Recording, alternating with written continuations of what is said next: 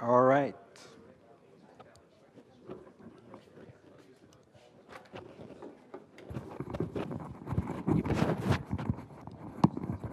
Okay. We're going to start now with essentially what is chapter 2 in the course book, lecture notes. And I already told you that essentially during the course we will have 3 different descriptions of light that we will work with. We had the photon description already. We have the electromagnetic wave description.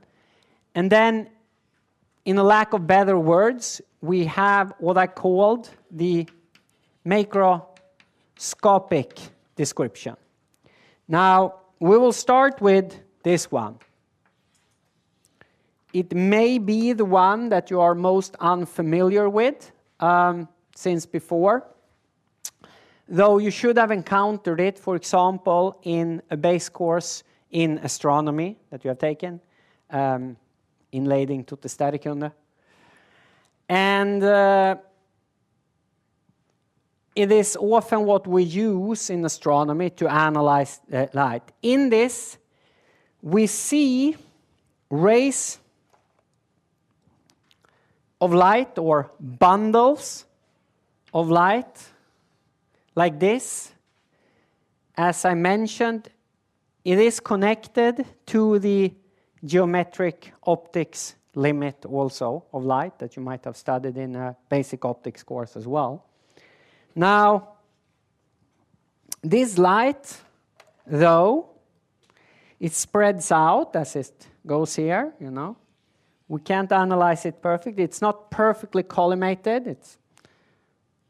So it spreads out like this in some angle here, which typically we call the solid angle. We will today define a quantity which we call the specific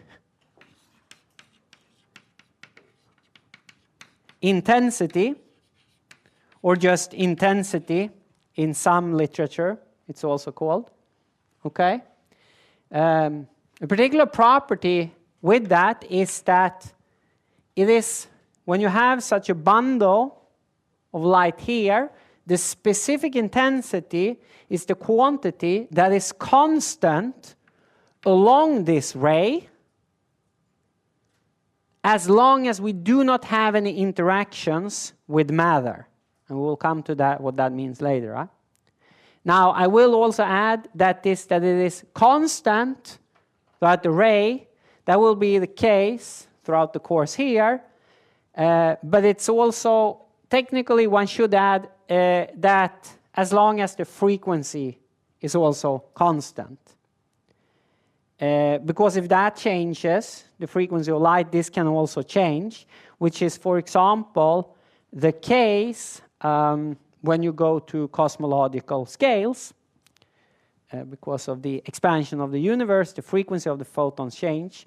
So on the biggest of scales, we actually have something what we call redshift dimming of the specific intensity. That is, that the specific intensity also then decreases the further away we go. But as long as we are in the local universe, so to say, we do not have to really worry about that. But for those of you who are in the master's program, you will take galaxies and cosmology with me in the spring, and then we have to worry about that.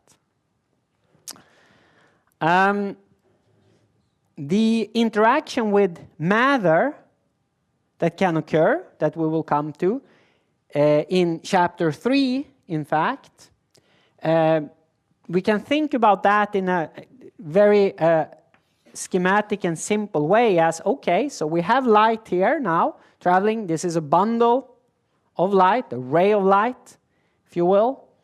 And then perhaps we have some intervening materials, an atom, a molecule, something like that, dust, yeah? And then when the light ray hit the material, yeah, well, say it's an atom, the atom can absorb the light as one process. Then, of course, energy, delta E, is removed from this beam. Yeah, so then it's not constant anymore. Yeah. Another process that can happen is that, okay, say we had an atom, and that previously absorbed some light, so the atom was in an excited state. And then it de-excites. It goes back to a lower energy state of the atom, say. Then we can emit light as well. That's emission, such that if it's in this direction, then energy is added to this ray. And then we have essentially a third process, and that is scattering of light. And that's just what it sounds. Say you have a bundle, right, and you have an intervening particle here, perhaps an electron. Then it comes out, and then it can just scatter. And then, of course, you can scatter this light out of sight, and then again, from this ray, along this direction, then, energy is removed. Light can also be scattered into the ray, of course, and then it's added, right? Okay? So we'll come to those and how they interact throughout these bundles of ray with the light, and to describe them, we need to know how they absorb, how they emit, how they scatter, and how light is transported throughout this ray. That's the topic for chapter 3 and so forth. Now, though, we will start by trying to define this specific intensity, and I will here follow my colleague, John Castor, who set up the following neat experiment, or a thought experiment that we can use to define this. Say that we have a nice apparatus here, yeah, which has a little shutter here, which we can open and close at will. Yeah? And then we have, here we can have a bunch of material which all emits light. Now on this side, on the right-hand side, we evacuate and we have a pure vacuum. Okay? And then we have it closed, and then we open it and we let through light from the source here. Say we had a light bulb here or whatever, right? Yeah? And then we let it shine through this little shutter here. Okay? And then we have a collector at some distance, yeah, say over here, with some area, call it A2. And then that will collect a certain amount of energy, right? Yeah. So now we will open the shutter here for just a proportion, a time delta t. So we can easily imagine that the amount of energy we will receive here will be dependent, or in this case proportional to delta t. Okay? We further say that it's a smart shutter. If I try this just like, you know, I put up a hole like this, then I don't have any bandwidth, right? I will just let through all frequencies, but this apparatus is more clever than that, so it only lets through within a bandwidth, delta nu, where nu is the frequency of the light. So within a small bandwidth here, say within a small interval of frequencies, light is let through. The rest we don't let through. A smart shutter. Yeah? And then, of course, this will be proportional to delta nu as well. We can imagine. And this shutter, we make it very small, but it still has some sort of area, right? A1. The bigger we do that area, the more light will be let through, so we will have an area 1 here. Okay. And then we shine through light.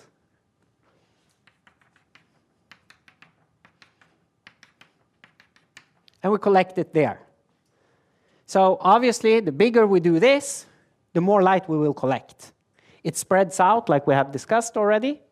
So we will have a proportionality constant A2 there as well. But then we have this inverse square law, the fact that the light spreads out like your light bulb. Think about the light bulb in your living room when you're reading a book. Can't go too far away. So the further away we put that at the distance r, the less light we will collect because it spreads out more and more. Yeah?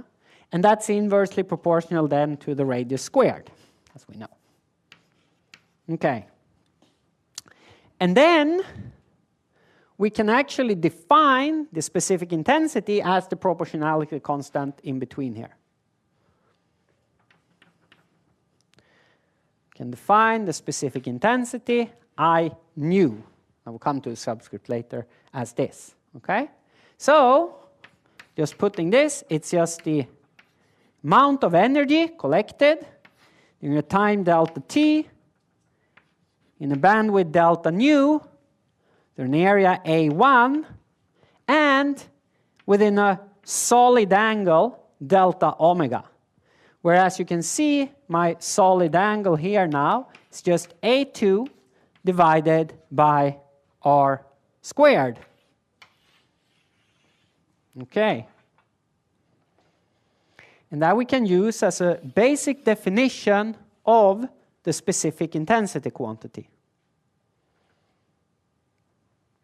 Now, the solid angle here will come back throughout the course a lot of times, also when we do a lot of calculations in the beginning of the class. So we will think about it a little bit more. Huh? Now, generally, you can think about it as a 2D angle. What do I mean by this? Well, we can have an 1D angle, right? Call it theta, okay? We have r there and we have a little here, and then in the small angle approximation, you know that theta r is big R. Yeah? This we know from physics A. And then you can have a 2D angle, of course, which is the extension then, that, so, like so. Terrible drawing. There will be a lot of terrible drawings during this class. Just get used to it, I almost said. Here, you have like a delta omega, 2D angle, you have a distance r, and you have an area there. So in the same way then delta omega, or just omega, r squared equals to a. That is then your solid angle. Okay? The two-dimensional equivalent. Now, we will also use quite often more formal, strict definition of this solid angle, which you can then also look from setting up your coordinate system, x, y, z, okay? And then you put up your angles here. So we're going to draw a little bit of a little area here again.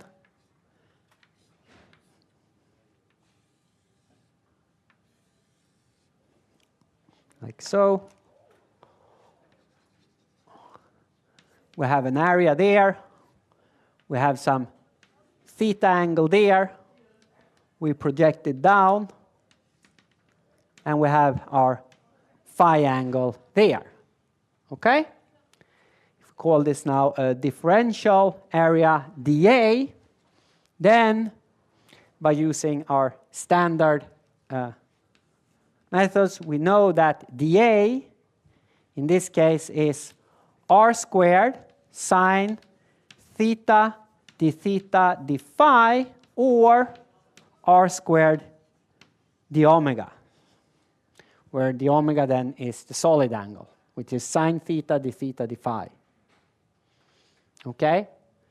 By extension, you can see that, okay, if I just want to take the integral over the solid angle, that means taking the integral over the full sky here. We skip the distance, so we skip the r squared. Yeah? And then we can just solve this integral, which is then just theta from 0 to pi, phi from 0 to 2 pi, sine theta d theta d phi.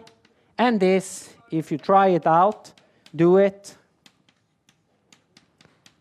should come out as 4 pi. If it doesn't, I made a mistake and you will correct me later. Often I do some algebraic mistakes on the blackboard, then say it immediately. It's the best way of getting it done, and then we'll sort it out if we can. Okay? Together. I'm very difficult to offend in that place. Let's just say it like that. So just say it out loud. You forgot the delta E there. You did that and so forth. It's a good way of also thinking of when you're taking your own notes. Huh? So that's the solid angle, and we will use it quite a lot when we work with the specific intensity and its various related physical quantities.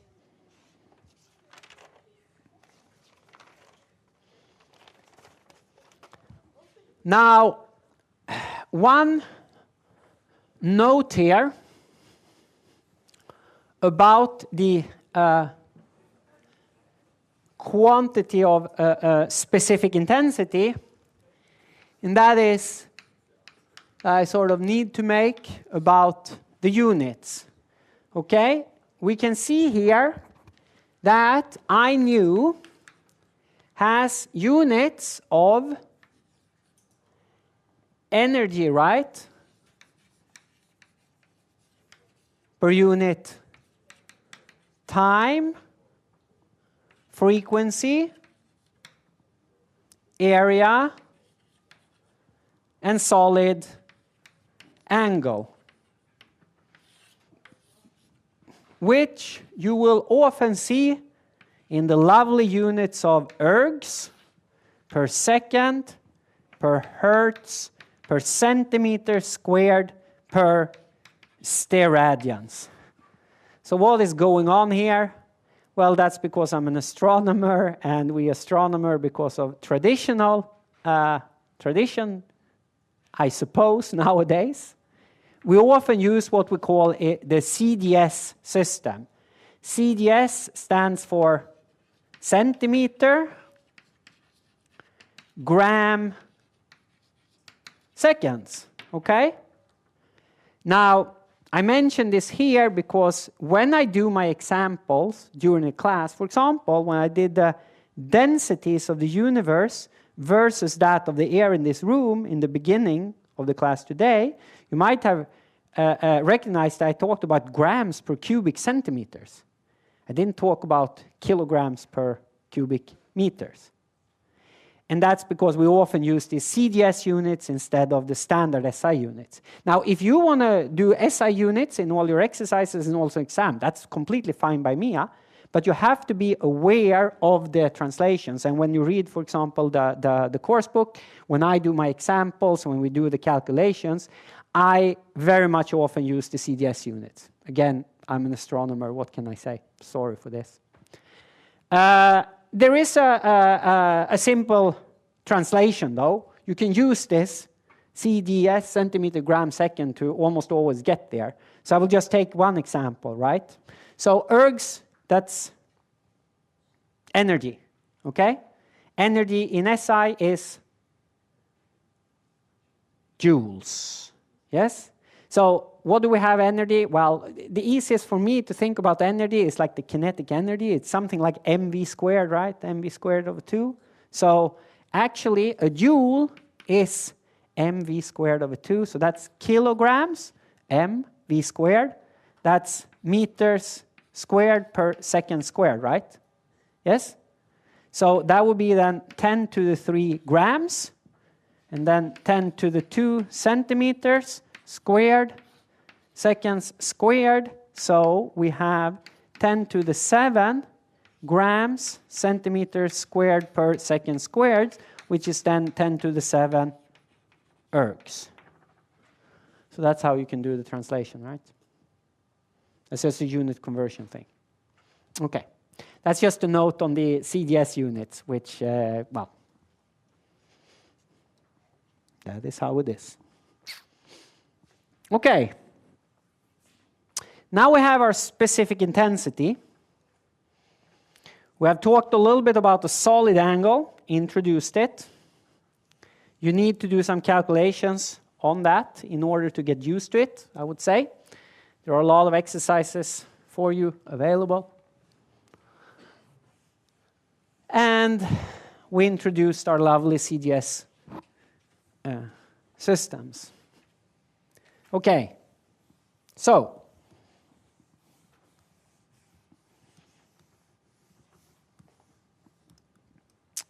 one neat thing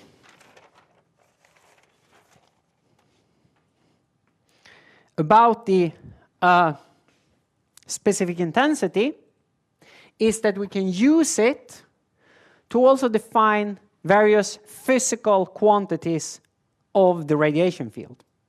Specifically, what we will have is the energy density. We will have the flux, and we will have the pressure of radiation. So, for example, the energy density is just the energy density. So, if you look at again, the air in this room, the energy density here is dominated not by the radiation, but actually by the gas particles. Okay? For other systems, like what we are working on, then the total energy density of the system is actually dominated by the radiation. And even more so, it was so for the universe itself, in the early universe. It's not anymore. The energy density of radiation, on average in the universe, today is actually very low. But in the early days, it was the dominant part. And this is another thing that we will come back to when we discuss the cosmic background radiation in the course. The flux is the net rate of energy that is transported. So that's, for example, you can see the sun as emitting a lot of energy. And that's in the form of radiation energy. That's because it has a flux from the surface of the sun that's pouring out. A net rate flow of energy. Okay? That's the radiation flux. And then radiation can also exert pressure. So again, we're going to take the room. We know that so gravity acts downwards here, right? So what keeps the air from falling to the floor? I mean, it wouldn't be so nice if it did, and it actually does it. But gravity acts downwards. Why does not the air fall down? Yeah. Do we know? Sorry? Sorry? The negligible mass, yeah. Well, actually, if you think about it like this, when you go up to a mountaintop, the pressure is lower there, right, than it is here. Okay? This is something that we all know, so to say, intuitively also, you know. The boiling of water and stuff like that. Yes? Yeah, to some extent sure. But what I was actually going to here is that there is a pressure gradient. So the pressure at lower levels is actually higher than the pressure at higher levels. And this gas pressure gradient then is actually what keeps the gas here in what we call hydrostatic equilibrium. Okay? Now, for certain astronomical objects, that also happens. For example, in the sun's atmosphere, is kept together by the same process. The gas pressure, yeah, keeps it from collapsing inwards because of its own gravity. Okay? But in other systems, that pressure gradient is still there, but the dominant part comes from the radiation.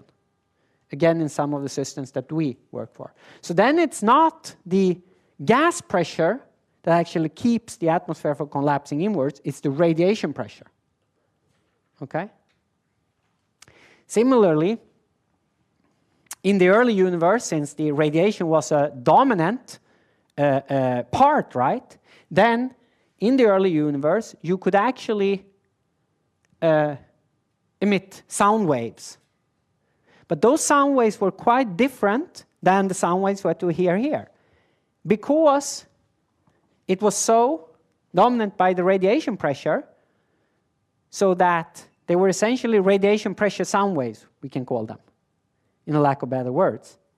But that means that the traveling of those sound waves were the speed of light divided by square root of 3. And that's something we will actually calculate later during the course. Whereas, well, the sound waves that I emit now, they're certainly not traveling by the speed of light divided by square root of 3, right? And that's because it's the gas in this room that acts against it. All right. So that was just a few of these physical quantities that we'll define. We will start with the energy density. But first, I just need to introduce something which I actually forgot about the specific intensity. And that was that sometimes we see the total specific intensity. Previously, I set it up, and it was really within a very narrow frequency bandwidth, right? But typically, we denote that by I subscript nu, where this subscript nu then just means that we have taken it at a specific frequency or within a very small bandwidth, okay? Now, if we define the total energy, total specific intensity, then we just integrate over all possible frequencies to get out the total. Typically, then you see it without the subscript. That's the convention here in the notation, okay? Without subscript, frequency integrated. With subscript, then it's at a given frequency, or more technically within a very small bandwidth. So let's go back to our apparatus. And here we have it. And then we're going to create a little cylinder here, yeah, where we have light. And then the light was let in, right, during a T. So the volume of this little cylinder will just be the area here, area 1, times delta T times the speed of light. That's the distance, yeah? And then we will look, what is an energy density? Well, an energy density is just the energy per volume. We had this was the specific intensity, right? Then delta T, A1, delta nu, delta omega. Then we divided by this, A1, delta T, C. Should be some cancellations here, if we did it correctly. I nu divided by C, delta nu, delta omega. So there we get our energy density, but as you can see, it's just within a given frequency, small band, and within a small solid angle, right? So again, in analogy to this, to get the total energy density, the only thing we have to do is to integrate over all of those. So the total energy density then we can define as the integral over all frequencies over all solid angles, I nu divided by C, d omega d nu. Where again, I remind you of that this is just, if you want to put it as a triple integral instead, then it is just this one.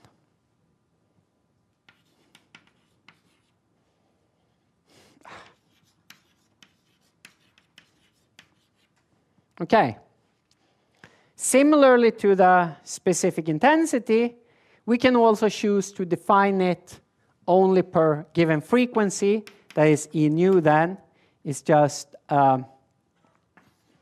integrals over all solid angles of I nu divided by C d omega, right? Such that the total then in that sense would be just E nu, d nu, and then the new integral is just 0 to infinity, just by analogy. It should hopefully be clear. And then we have a good definition of radiation energy density in terms of this basic quantity specific intensity, which is a very useful quantity because it's essentially a complete description of the radiation field in the absence of polarization.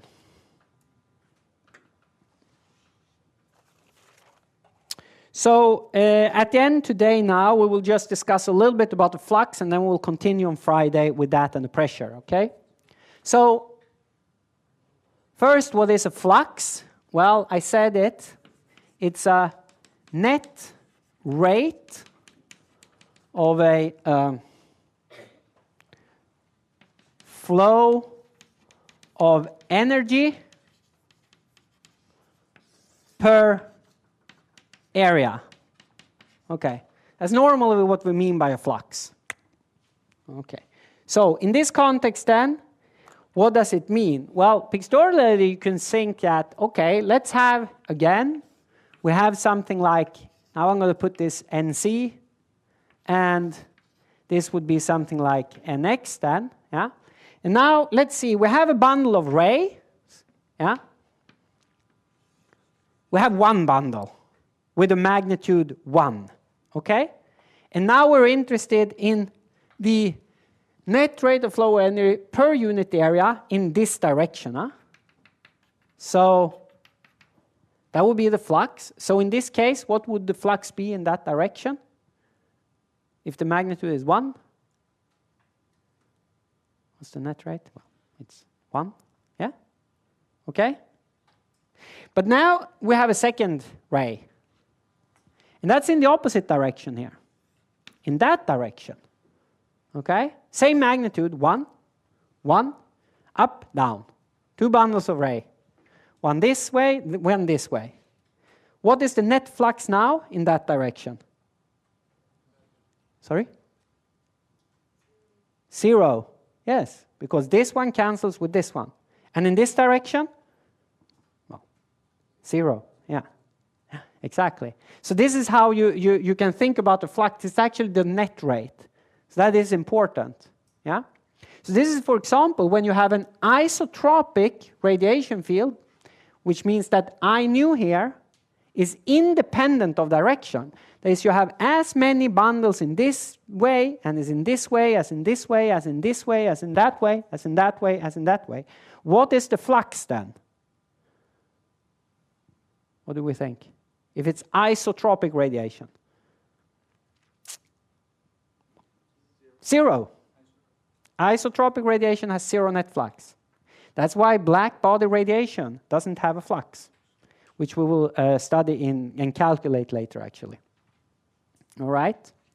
Also, what you can also realize from just this schematic here is that flux has a direction, right? It is a vector. So if we now put it in this direction, yeah, we have a unit, we can call it n hat, yeah? Then, of course, if the magnitude is 1, then the flux in this direction is, well, 1. But often, we want to vector compose it, right? So perhaps we're interested in the flux in the NC direction or the flux in the NX direction. Then, of course, in the NC direction, the flux will just be cosine of theta, where this is the theta angle. In the NX direction, this is sinus of theta. So just from this, we can also realize that flux actually is a vector. Now, I should say that in a lot of the astrophysics literature, you will see this more as a scalar. Yeah?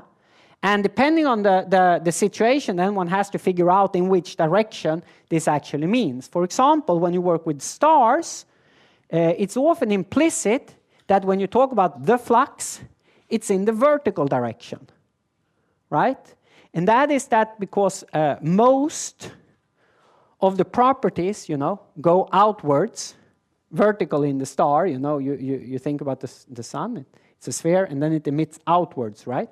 So the flux comes outwards, okay?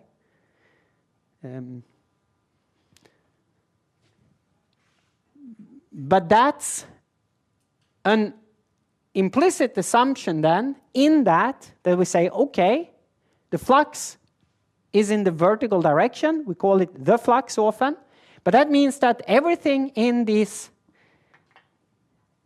direction and in this direction, they must cancel. That is, if you look at the components in this direction and in this direction, they must be equal in both, such that in the end they cancel out. Okay?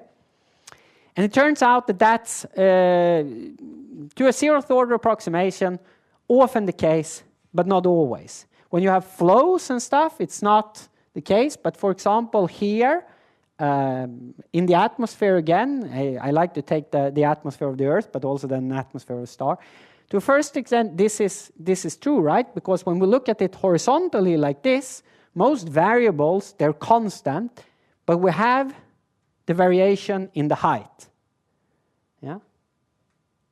And you can think about the stellar atmosphere, for example, a little bit the same way. So that the variations here, they often cancel out, and then you have a net variation in that.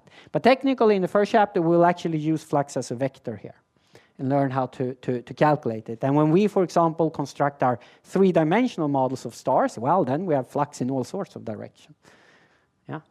Well, in the three spatial components that we can have, of course. All right. On Friday then, we will continue with also defining the flux from the specific intensity and seeing in these different directions, do some calculation, and then also move over to the pressure of radiation. That's it for today. See you on Friday. Thanks.